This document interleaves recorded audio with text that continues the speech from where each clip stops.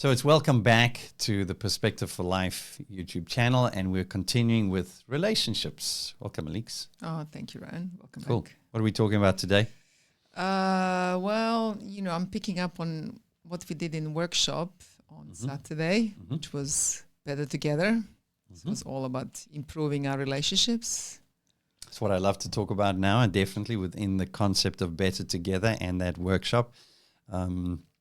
I think we've got a really, really good structure that delivers pretty much all the stuff that I want to address when it comes to preparing for, caring for, and repairing relationships. Exactly. So I don't know, we were there 3 hours. I think it has to be a 3 course. hours. 3 hours, it'll turn into a course for sure. It has to be. Yeah. And we didn't even cover everything. In truth, there's so much. We literally presented the structure, which again is the foundation and the investment and the building blocks and the sort of current understandings of what makes for a mutually beneficial relationship. And then I had a look at some of the core understandings of what happens within people's own thinking to show why it is we need to adjust how it is we actually see relationships. And as a part of that, we sort of listed all the things that can go wrong. And you realize relationships are super vulnerable. You know the statistics, right? About you mentioned last time, I don't know divorce. It's high, right? There was a divorce lawyer that mentioned it. It was interesting. He says, if this was a business, you would never get the investor, because True story, the failure of this proposal is 75%, meaning divorce rate is around 60-something% in the developed world, wherever there's monitored. And then if you calculate unhappy relationships inside, in that, pushing it into 75, it's like, so he was like, why are we even doing it? Because inherently we know if you win it big. So I think it's the reality is play the gamble here. It's exactly why we said, Better Together is not just a nice title. The reality is life is designed for us to be better off in our experience of life and the finding of success and satisfaction and stability. There's no question that when we do that collectively, we are better off. I think that little video that somebody sent me earlier in the week. TED Talk, yes. Absolutely brilliant. And just a simple reminder that, possibly one of the longest studies that we've probably ever done to prove that the people who end up happiest in many respects and living longer, healthier lives are the people who are in meaningful relationships. So Better Together, absolutely. Although they included women quite late in this in the study, not in the equation of the relationship. I wonder why they asked them only at the very end. Right, it reveals a lot. Anyway, so we're picking back up on our list, or is it a new list of questions? Yeah.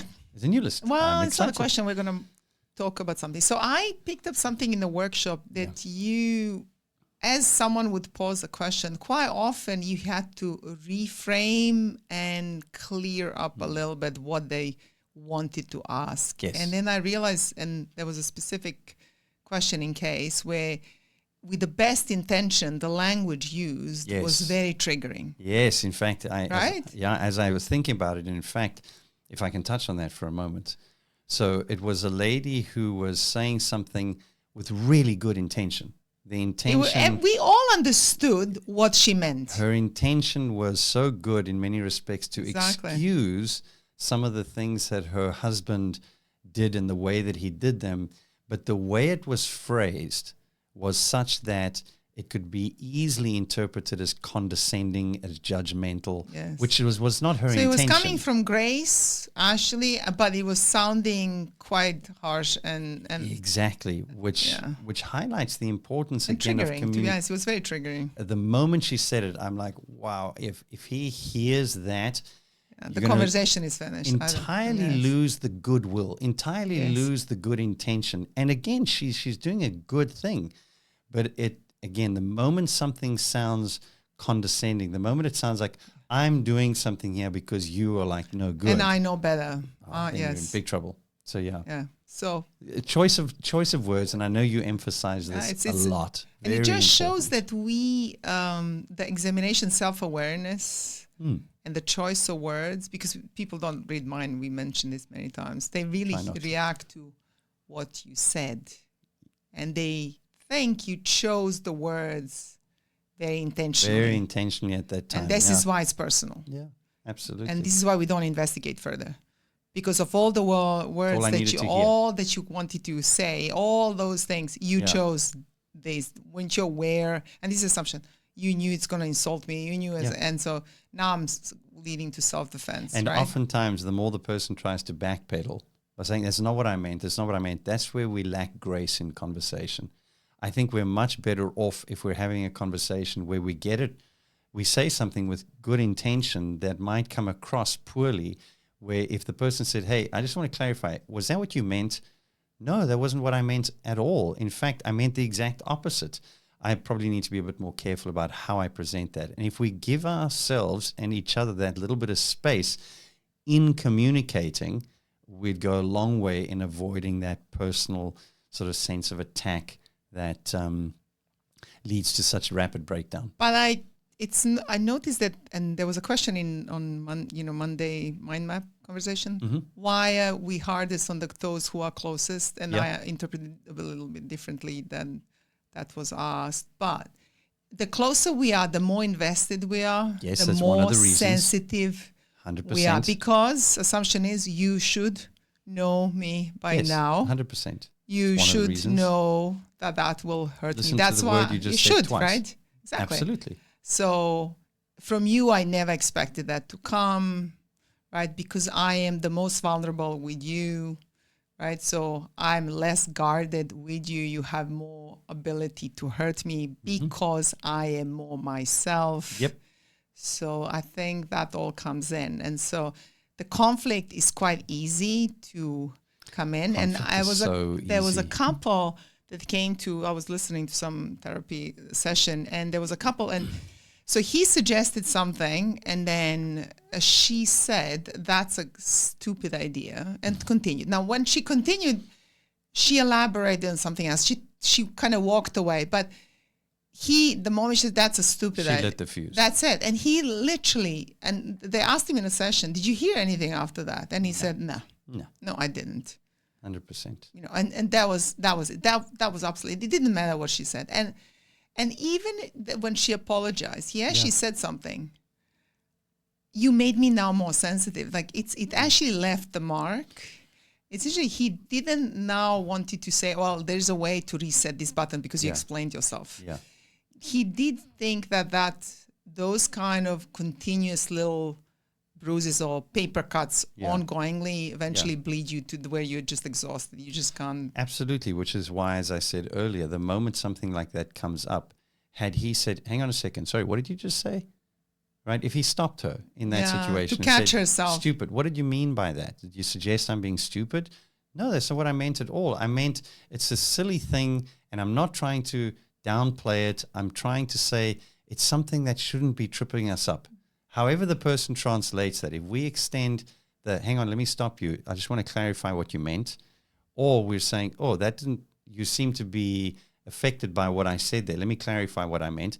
Clarification is absolute key in communication. But what you just did, it just shows how much more effort actually requires to fix these little things, and how, again, they're on an icy territory because, oh, did you mean I'm stupid? And the tone of voice is like, oh, come on. And then we are now discussing this rather than the issue itself. So we're distracted from the detail like that because it's personal. This is why it's much better to keep yourself accountable from the get-go.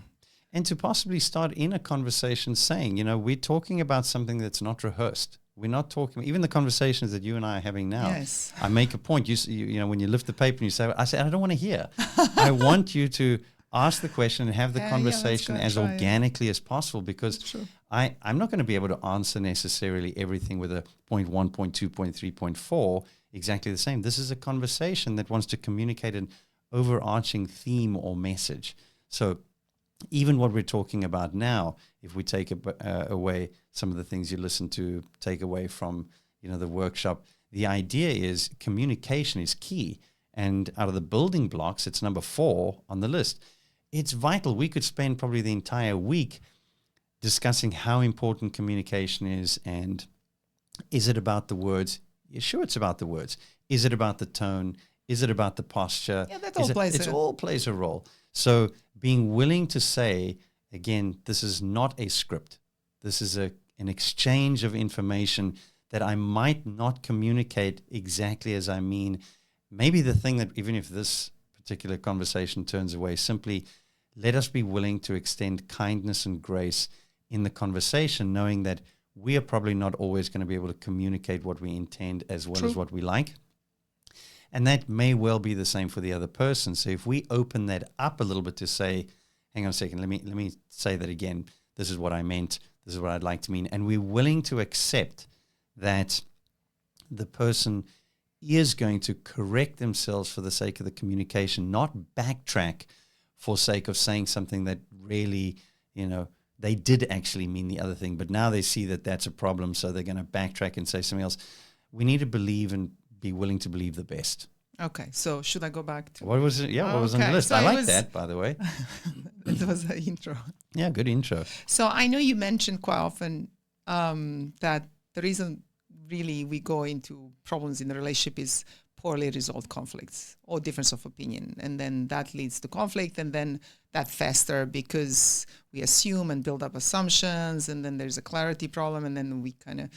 And funny enough, someone mentioned something to me yesterday, and I was having a real life conversation with someone about how to approach something. And 2 months later, they wanted to resolve something with someone. And the person wrote clearly a message, why I'm coming to you 2 months later. Okay.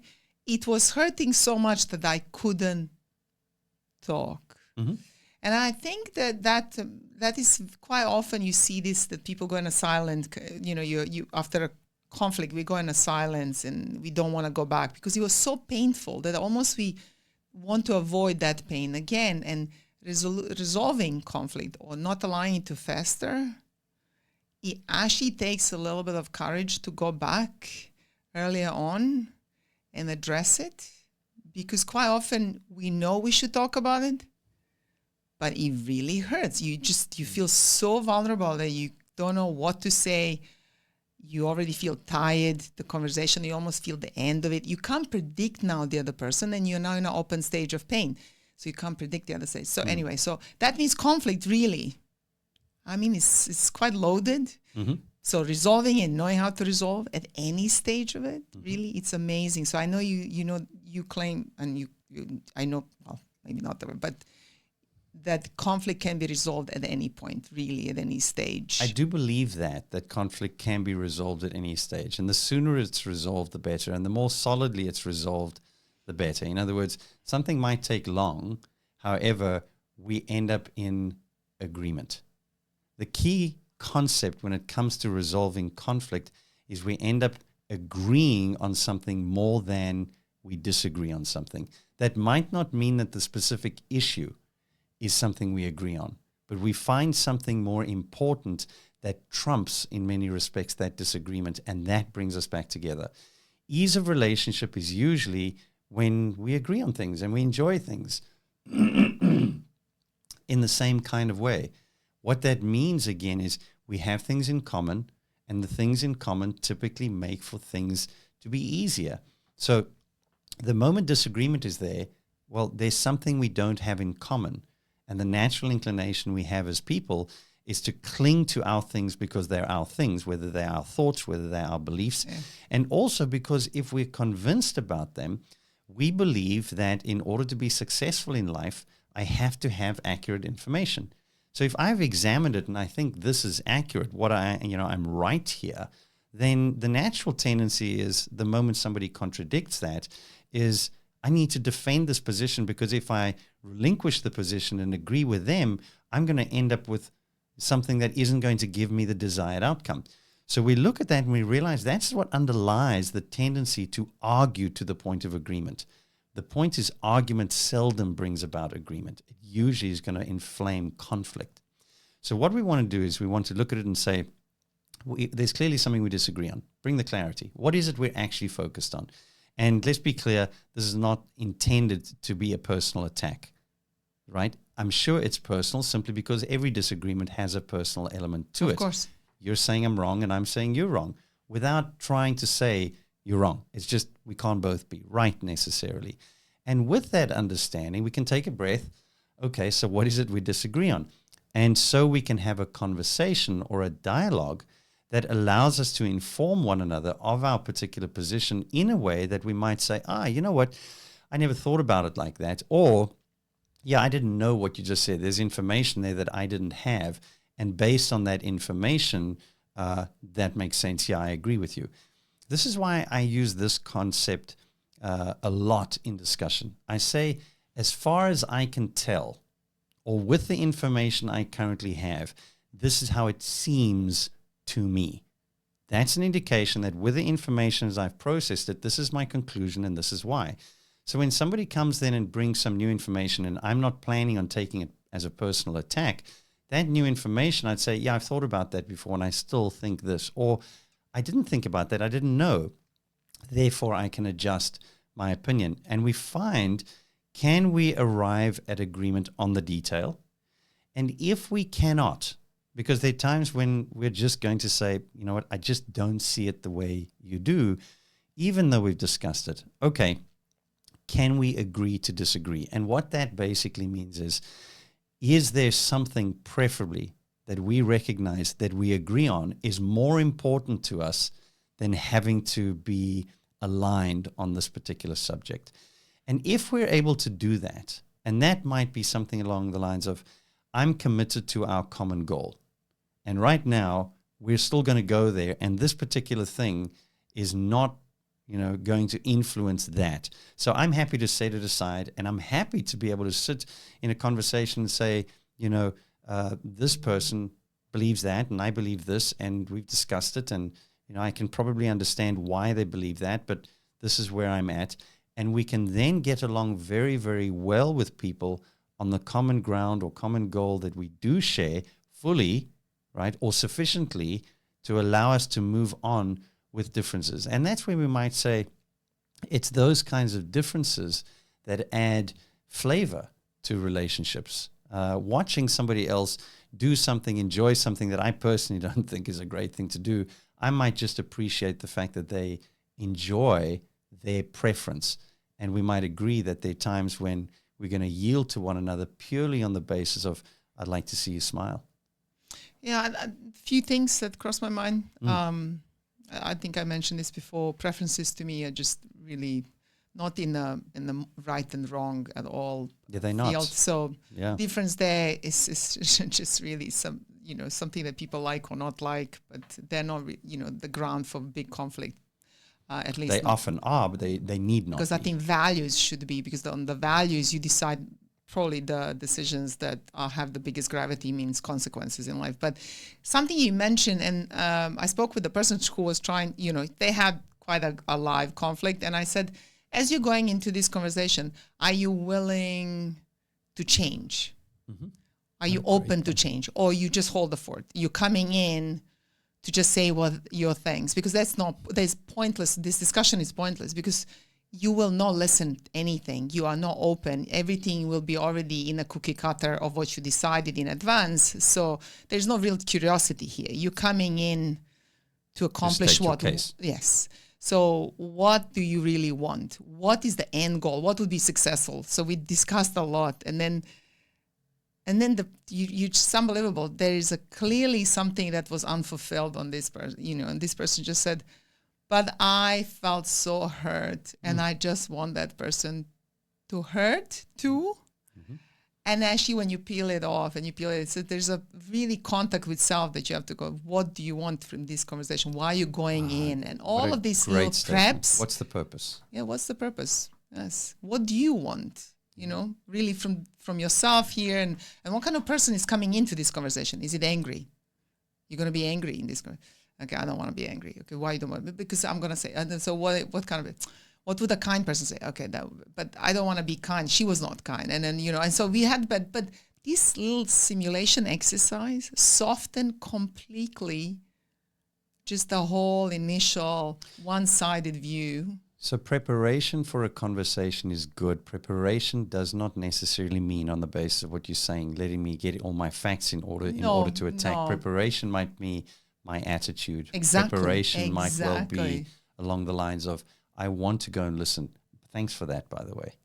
I've wanted that for a long time. More of those. Right. So that really is something that I so want to be able to do better myself. It's something that I want us to be able to go ahead and do. And that's a lot easier when I'm not necessarily trying to win, right? If I'm going to have a discussion that I feel I need to correct somebody because they're wrong, it's because we are going to benefit, not because I get to be above them. As soon as there is a sense of arrogance or power play, oftentimes communication is going to give way because that's not really what we want to be able to communicate about. So really, I think so much of what you said, even if that's maybe another takeaway from this particular conversation, be prepared for your conversation with a willingness to listen, with a willingness to recognize I don't know everything. Even if you've thought it through extensively, that does not mean that, again, every opinion is equally valid. That's not what I'm saying. But just a willingness to say, right, we have bounded rationality. I don't know everything. Even if I did know everything, I can't process everything. Even if I knew everything and could process everything, I don't have enough time to do it all in all the areas of my life. So my sheer limitation demands that I try and weigh things up very, very carefully. And again, be willing to try and hear and understand, even if it's purely to understand why that person feels the way they feel. I will often say to somebody, I totally understand why you feel the way you feel if that's what you believe. Makes total sense.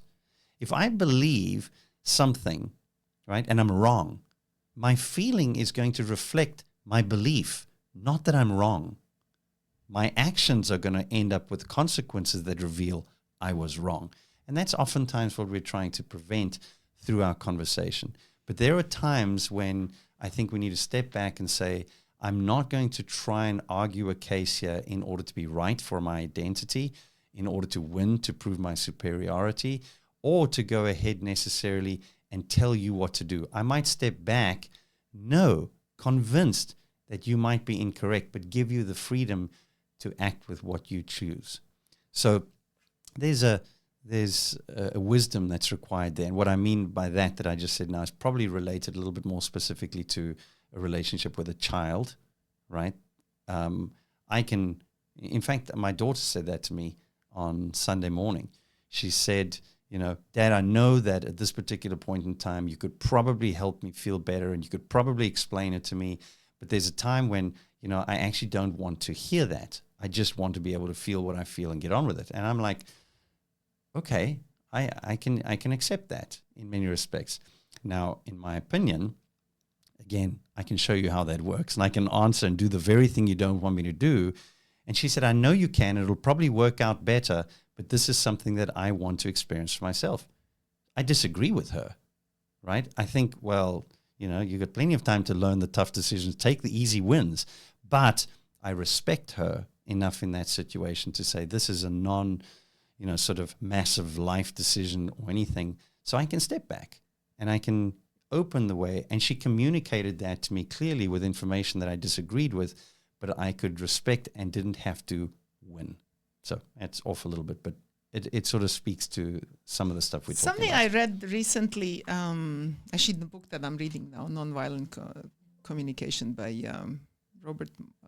Marshall Rosenberg.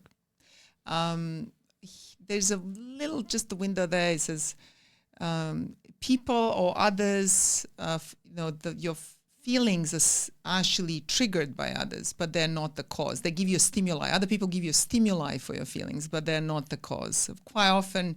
I think it's a fair distinction. So I think your feelings come from something that is not fulfilled deeply inside of you, that you either can't clearly communicate yet to the other person, so they're maybe failing and providing this, or there's just unspoken clarity there. And so he keeps coming back to really observing what did you do. So it's So it's quite often he mentions like, how do you react on what, to the people that hurt you? So for example, someone give you a negative comment and he says, either you acknowledge that and start apologizing. So you kind of feel bad for yourself and you kind of attack yourself, or you attack others. Well, I'm going to so it's a self-defense, so it's really you. But it's just these strategies that eventually, if you could, why did that hurt me?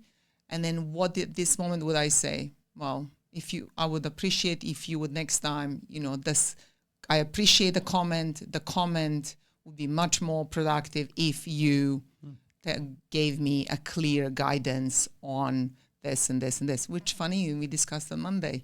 The feedback given can be, and my response to it, I'm open to the feedback. I'm open to negative comment. I'm open to all of this because I want to grow. I want to learn. If that's the intention. Yes. Yeah. But you have to probe it.